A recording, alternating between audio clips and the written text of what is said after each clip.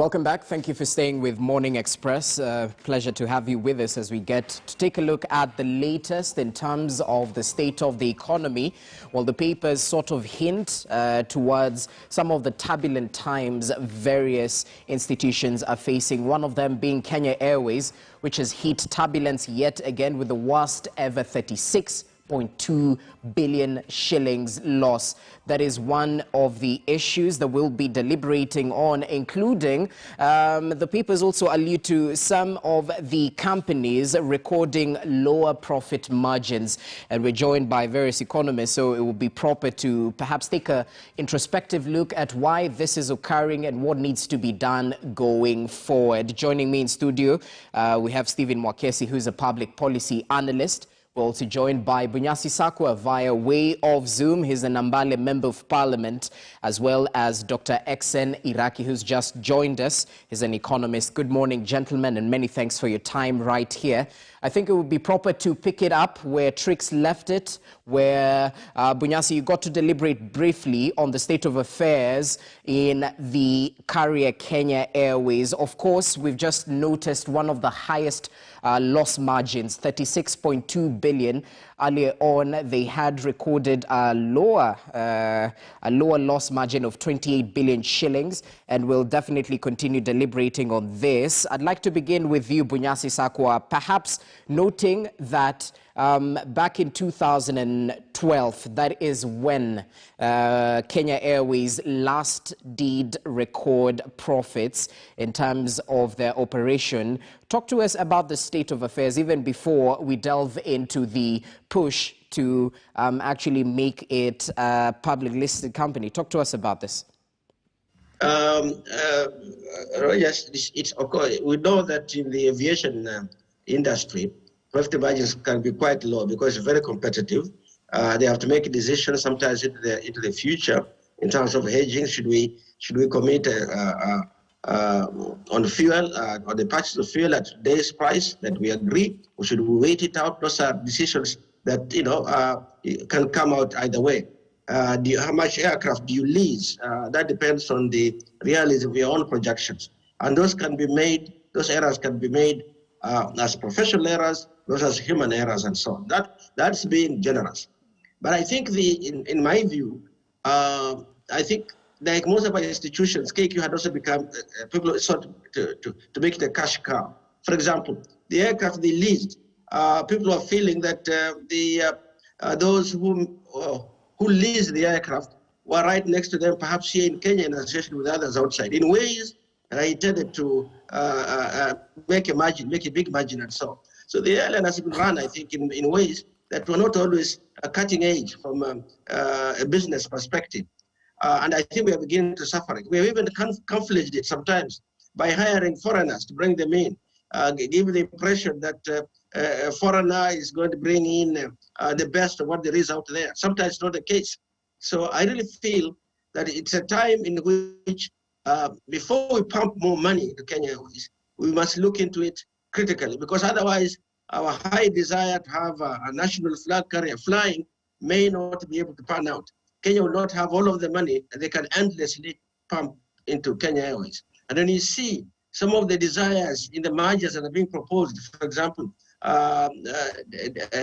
Kenya Airways versus Kenya Airport Authority, then you see that there are other motives that are not necessarily beneficial for the running of the airline for efficiency. They are simply chasing one after it to minimize losses by some of the creditors to the airline. And so those kinds of things we must look at critically. We are not doing that. I keep saying over and over that any assistance to Kenya Airways should be done on the basis of their balance sheet.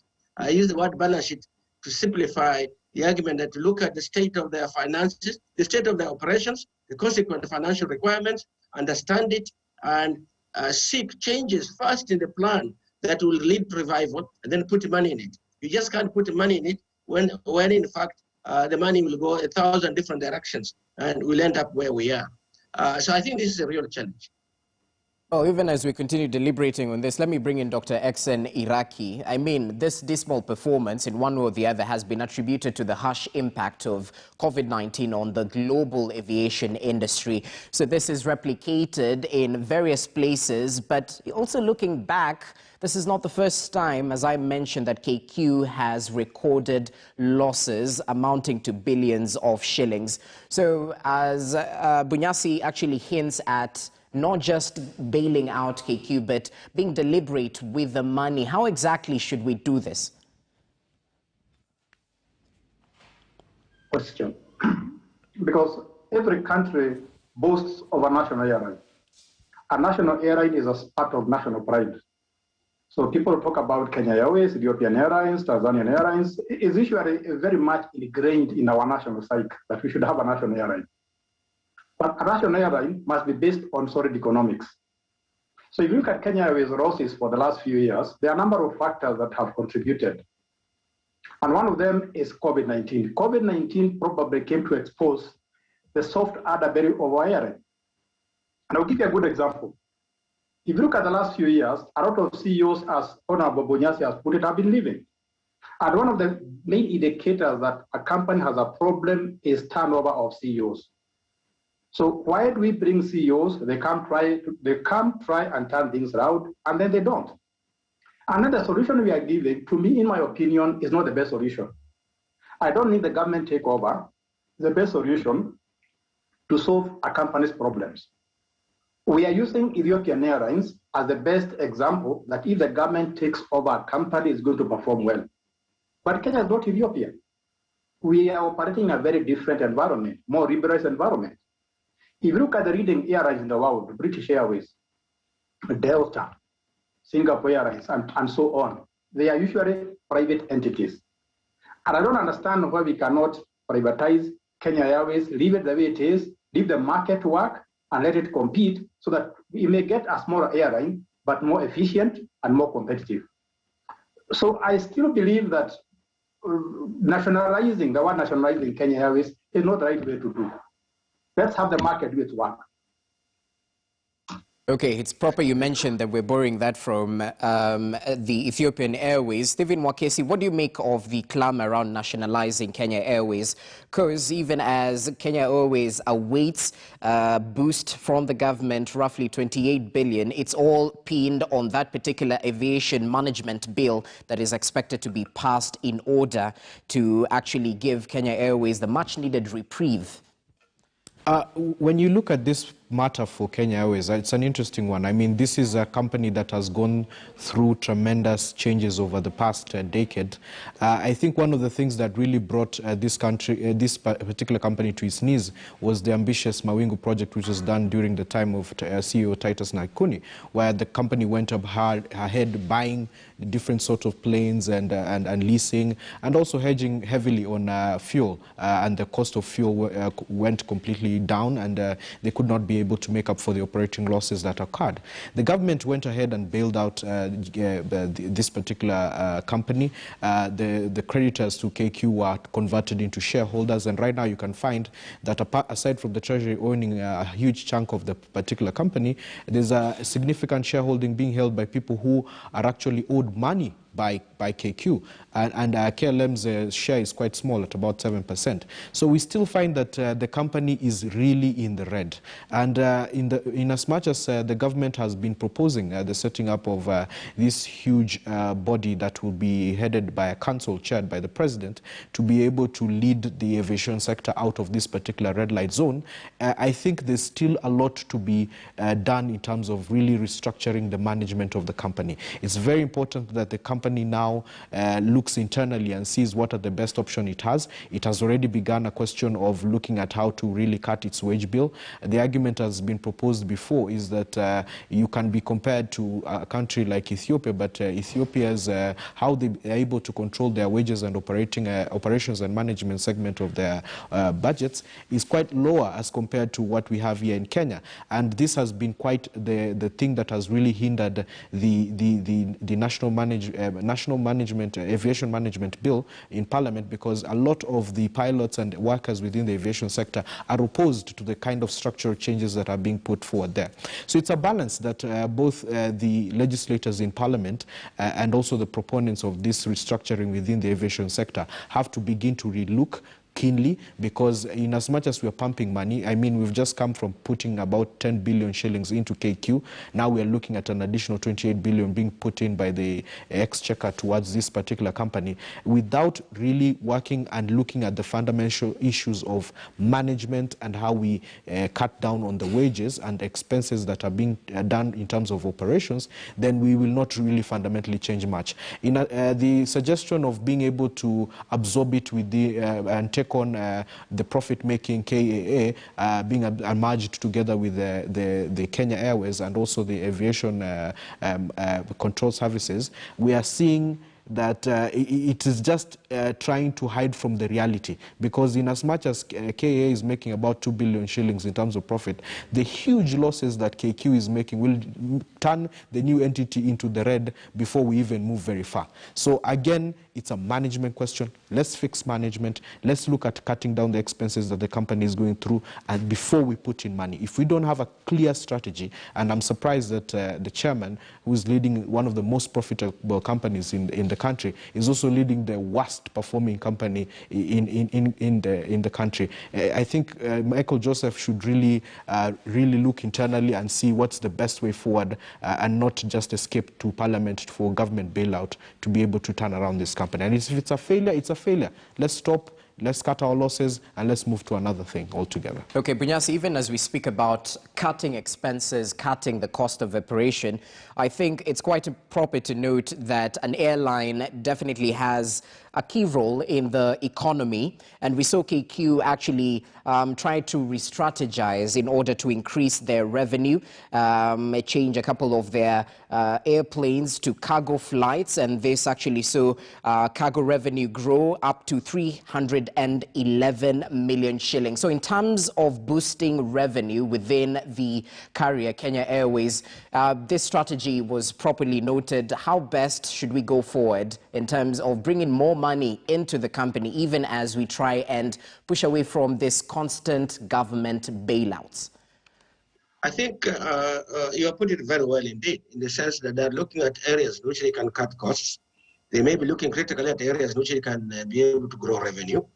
And the purpose of a bailout, a commercial bailout, is to say, what are those opportunities? How can we optimize on those opportunities that will be able to cut costs, increase the revenue, and balance it out in the long, over time? And how long will such a time be? Can it be shorter? Can it be longer? We can't be, we should not have a hang up on the fact that Kenya Airways must be what it is in terms of its size of fleet, in terms of its array of staff. And no, it can't be that. It would be, it may end up, as Professor Raki had said, may end up being a smaller one than the one we've got.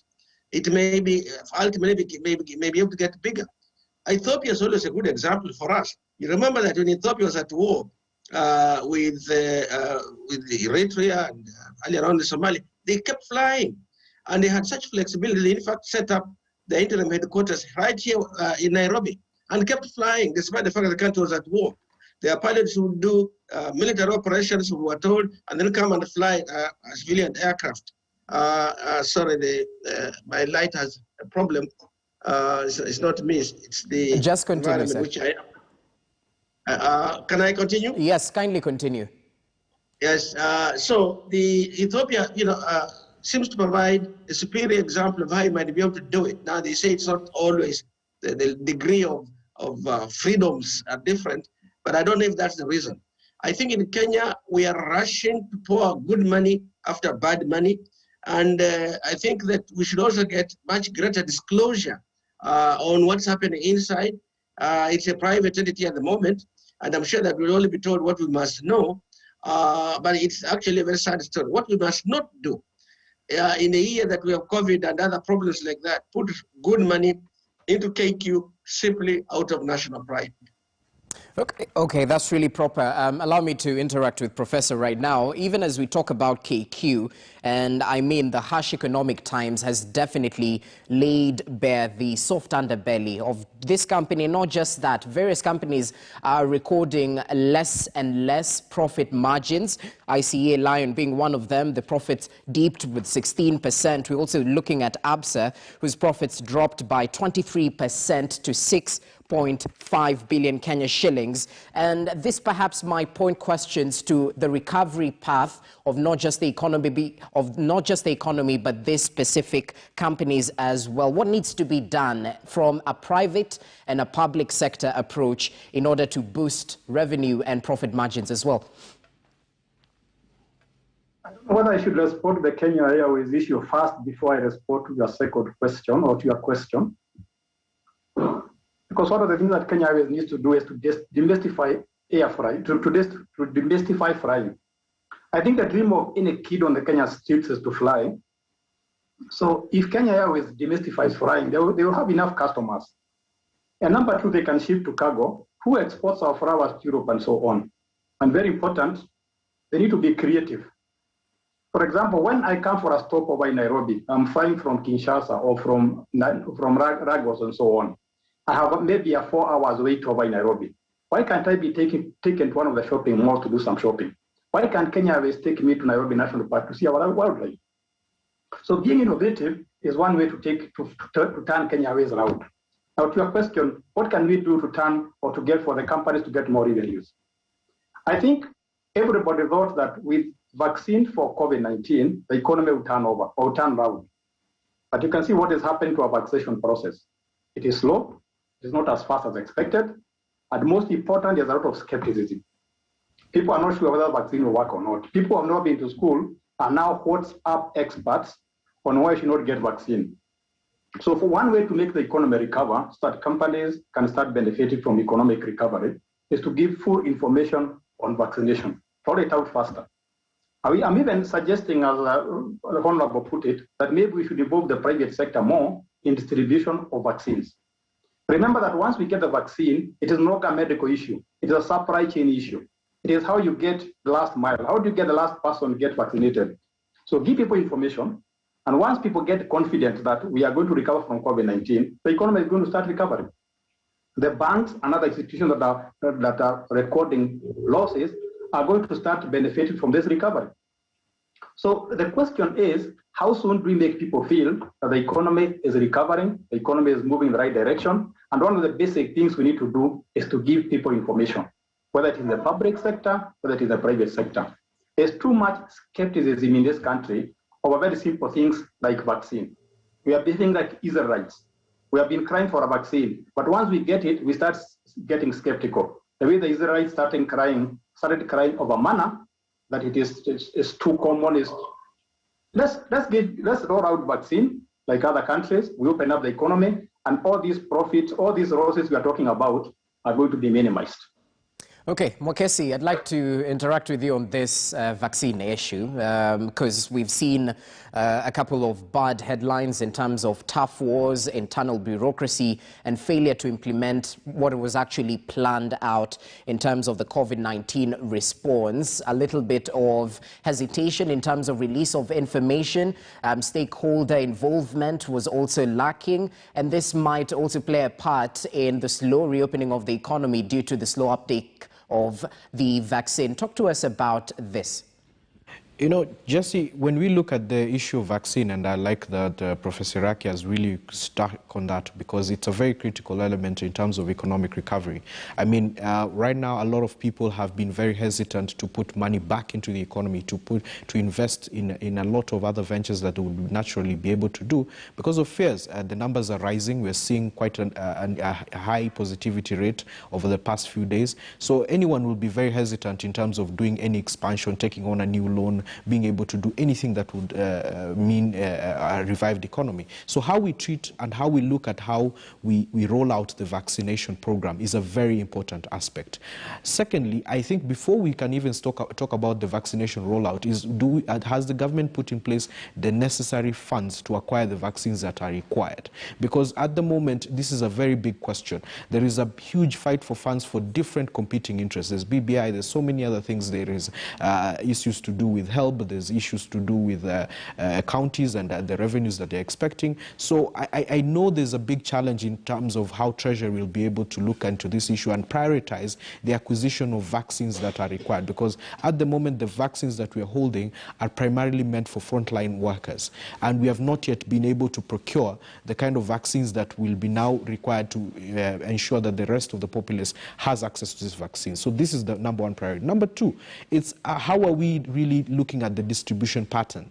Already we've seen there's been a huge hiccup in terms of being able to ensure that people who are at the front line are getting vaccinated as is required. Teachers are not getting the vaccinations in the rate at which they were expected to have received by now, and there's been a huge laxity in terms of the distribution framework. There has been talk about a private entity using private sources to be able to do this. That plan has not been effectively put in place. We do not even know where the vaccines are. So I think in terms of at a high level, it's very important that we engage openly as a country and see how can we be able to effectively roll this out. There's been a suggestion by Mheshimiwa here that we should have had a greater input from different stakeholders, from different spaces, community leaders, elected leaders, to see how can we really contribute into ensuring that the moment we start a public rollout, it actually gets to the last mile, to the last person who's required to receive that particular vaccine, and especially the most vulnerable, the older in our society.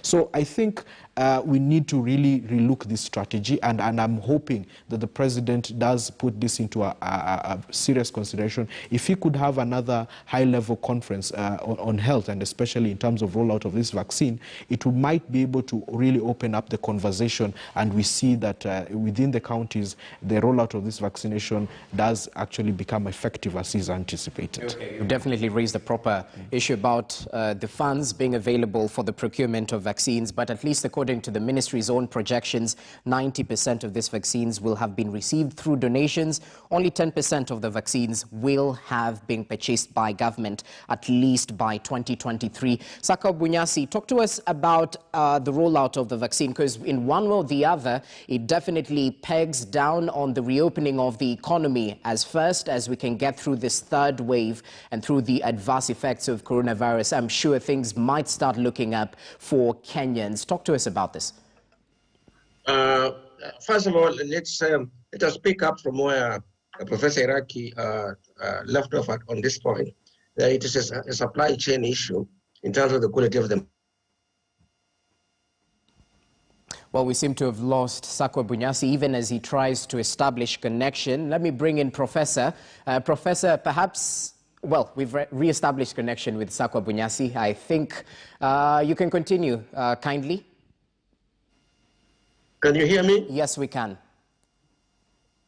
Oh, good. So I was going to say that there are other fundamental issues. The fact that 90% of our vaccine is donated, it means you are subject also to the conditions of those donors. Those three things on the issue of life and death for the country is not a good thing. I think we need to move money away from some highway, away from some dam, away from some theft, and put it into this. Let it be ours so we can manage it in a certain process. I think that approach of depending on donors, even India is donating to us. These are countries that have great difficulty managing their own affairs. They do better than we are doing. Next time, I guess that Burundi will be donating to us. I don't think that we should really go that route. So we can't manage that supply chain properly because we do not own it. Part of it is sort of just brought to us. I have a feeling there also that in Kenya, there's this tendency for some people to think that they have a monopoly of expertise. Sometimes it's the user, even that elected user, who has some complaint that will give you some idea about how to improve the process. And this sort of command type style, which we are seeing in health, we are seeing in education, and maybe in other sectors, I don't think it should be like that. So we miss out the opportunity of getting an open discussion. We always think that if you don't have a good CV, how can you comment on this? But people have they have experiences that not everybody, not those managers, the command type managers know or understand. And yet those experiences is what helps to make it improve the process. Finally, yes, even in the best of circumstances, there will be hitches because A, there is a big rush and a big push to have this done. Two, there are doubters about the either efficacy or the side risks that might divert attention. It's not a perfect world, I agree with that. But I think that we must do it as professionally, but also listening, allowing ourselves to get feedback.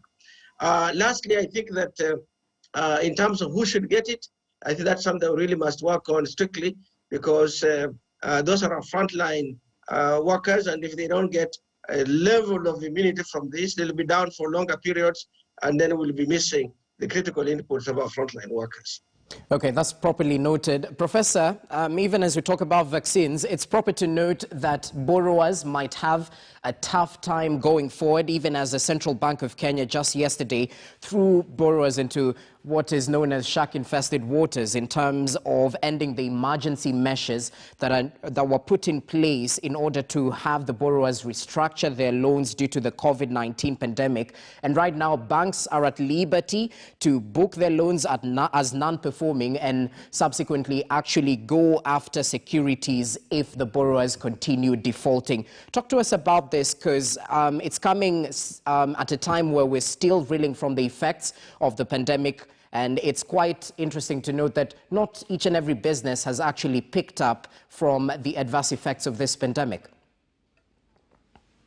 Right from January this year, I've always advocated that we added the stimulus relief too early. Those tax reliefs, those interest reliefs, we should have let them extend for about 1 more year. Remember that just because we got a vaccine does not mean we have solved economic problems. So the reliefs that are being added by the central bank, the stimulus package that the government added in January, to me, it came too early because the economy has not recovered. So I'm imagining somebody running a small business, the sales have gone down, and then somebody tells you, you need to start paying at the market rate. You need to start paying your interest rates and the principal now. And then the economy is doing very badly. So we are, in my opinion, by adding these reliefs, we are making a bad situation worse. If you look at a country like the US, when Joe Biden became the president, one of the things he did is one of his first priorities. In addition to rolling out vaccine, he brought in a new stimulus package because he knew that the effects of COVID-19 would not last a month, they may last years. So in the same way, we need to extend or to come up with a new stimulus package so that our businesses recover, companies recover, because nobody predicted that COVID-19 would come. It took all of us by surprise. So I don't see why we are adding relief when it is too early, when businesses have already recovered, when we are not even sure it is going to rain. So I think we need to extend those reliefs, or if possible, come up with a new stimulus package. Okay, we'll definitely get to deliberate more about this reliefs, which seem to be coming to an end, at least this one, and the banking sector, where borrowers will definitely have to finance their loans in terms of that short default that was set by CBK on most banks, 6 to 12 months. But allow us to take a short break right now. We'll be back, still evaluating the state of the economy.